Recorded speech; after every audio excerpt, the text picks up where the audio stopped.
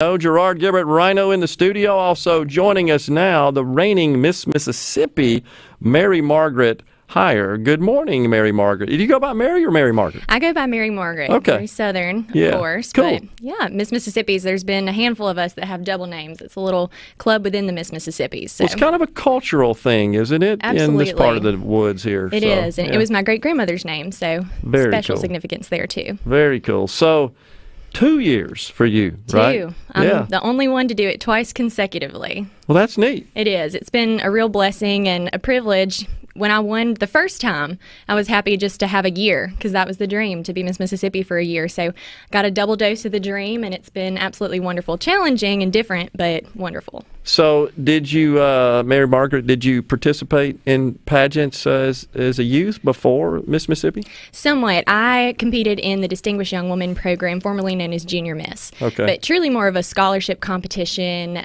very interview-based and very scholastic-based. So not quite a pageant, but I competed in Miss Mississippi for the first time when I was 21, and that was my true first pageant, was the Miss Mississippi preliminary competition. Did you have some coaches or trainers? I know there's folks that do that. That are really good. Yeah. I did somewhat. I had a voice teacher. Singing was always my talent, and I was a music minor at the University of Mississippi, so kind of had a built-in team for talent through the music department at Ole Miss.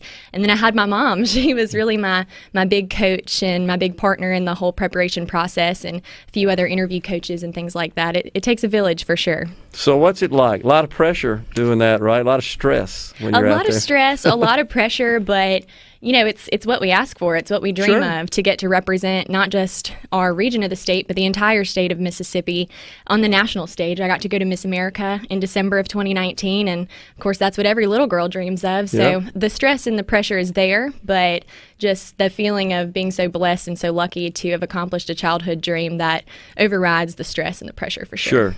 And you're from Hattiesburg. I am from area. Hattiesburg, an Oak Grove High School graduate in 2014, and loved growing up in Hattiesburg. The Warriors. The Warriors, that's right. Very OG, cool. you know. Very cool. So we wanted to talk to you today about, I know you've been traveling the states. One of your duties to and visit with Mississippi's youngsters in the schools. And you've been talking a lot about the effects of vaping and smoking. And there's this program called TAR Wars, right? Is that an acronym that stands for something? No, it's just kind of a play on words. Okay. Not we Star wondered. Wars, but TAR Wars. We got it. Yeah, Rhino identified that and also noted that at the time that it was established was kind of consistent with the Star Wars. Because Return of the Jedi came out, 83? And then this started in 88, so it was still riding that wave of popularity. That's right. Star Wars is still riding its wave of popularity. No question about it. So, all right, so that's good stuff. Tell us about what you explain and kind of what are the age groups of the people that you're talking to in the schools about this? Sure. Well, it's such a timely discussion, I think, to be having with the youth of Mississippi. The program is sponsored by the Mississippi Academy of Family Physicians, and basically they send me out to schools all across the state to talk about the dangers of tobacco use. And so traditionally, of course, we think of cigarettes and smokeless tobacco, cigars, things like that. But of course, in today's time, vaping is something that is a temptation that a lot of kids face nowadays. And the age group I speak to is 4th and 5th graders. So headed to middle school and high school shortly and about to face those temptations. So I just like to talk to them about all the negative effects it can have, because the way these products are marketed make them sound great, make them sound harmless. And vaping in particular, they really do try and market to kids. So I just take it upon myself to go in and express the realities of using these products and hope that I can make an impact in the fight that these kids are fighting against using these products. What kind of reaction do you get when you're around them? Well, it depends. It's been a little different nowadays because I've been primarily using Zoom. So it was a lot more interactive when I was in person. But one thing I like to do is make it fun and interactive as much as possible, even on Zoom.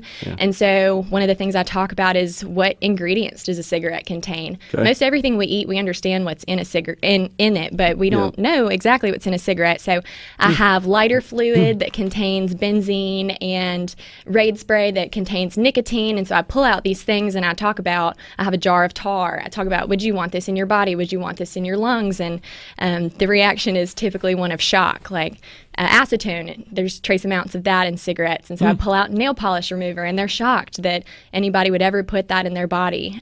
So basically just showing them the realities of what tobacco use can do to their bodies. And they're always very interested and have lots of questions, which is wonderful. Well, that's interesting. Using the visuals and these chemicals that are compounded in other products that people think about, well, yeah, that's fine for my fingers, but not inside my body. That's a pretty good way to make the point there. And is that received well? Do you think, do you feel like that's having a positive impact? Absolutely. I think so. They're always so inquisitive and shocked to learn most everything I'm telling them. And of course, I get a lot of comments and questions about, well, my aunt smokes cigarettes and blah, blah, blah. And so I talk to them about secondhand smoke and the importance of leaving the room if a cigarette's lit in the room they're in. So I feel that it's very educational, informative, and I try and give them some things they can put into practice in their daily lives if they know someone who uses those products. Well, they might go home and explain to the adult that is smoking that, you really shouldn't be doing this. Absolutely, and that's the goal, of course. But an interesting statistic I heard throughout researching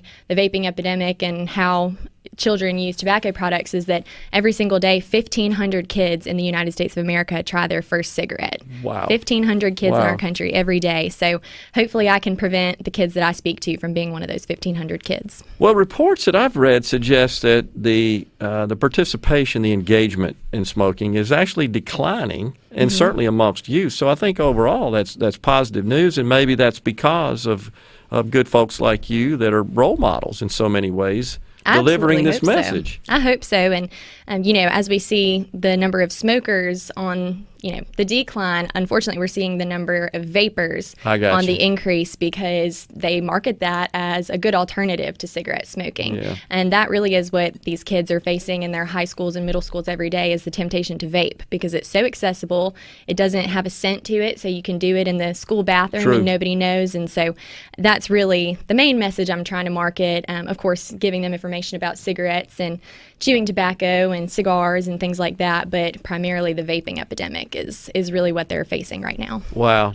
All right, so when you're certainly when you're in person, are you getting back to doing in person? I am. Things are starting to feel more normal. I'm actually triple booked in person this week, which 6 months ago I never would have thought possible because so much of what I had been doing was virtually. But it does seem that as my manager gets me more appearances, that things are getting more back to normal, which is wonderful news, of course, because we have a pageant June 26th. I need to crown someone new. So we're excited to be doing that in person this year in the Vicksburg Convention Center, back to normal or as normal as possible in these times.